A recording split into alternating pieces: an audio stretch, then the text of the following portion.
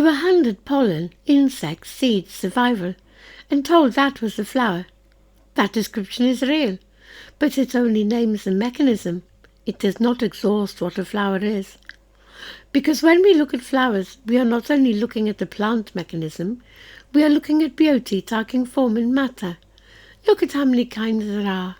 Roses, lilies, daisies, iris, each with its own shape, colour and character. To the modern mind, these differences are accidental. To an older way of seeing, they are a language. A rose does not say what a lily says. A daisy does not say what an iris says.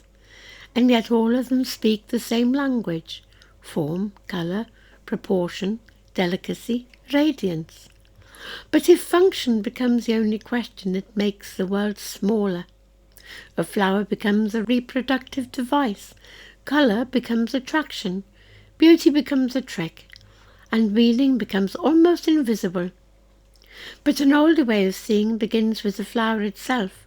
A flower is a symbol, not because we decide it means something.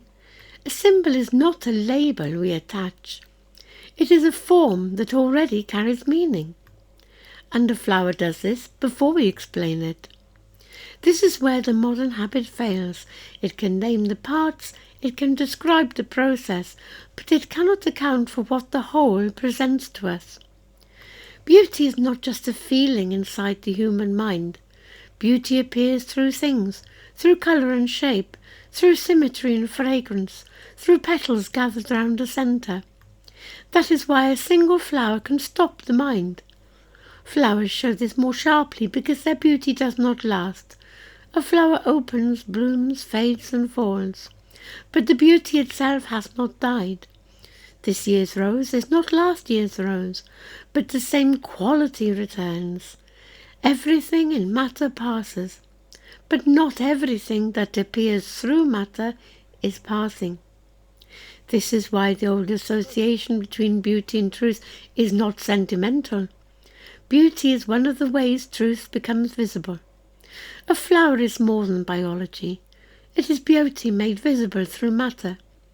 And once you see that, a flower is no longer just a flower. It is proof that the world is not only mechanism. It is meaning in bloom.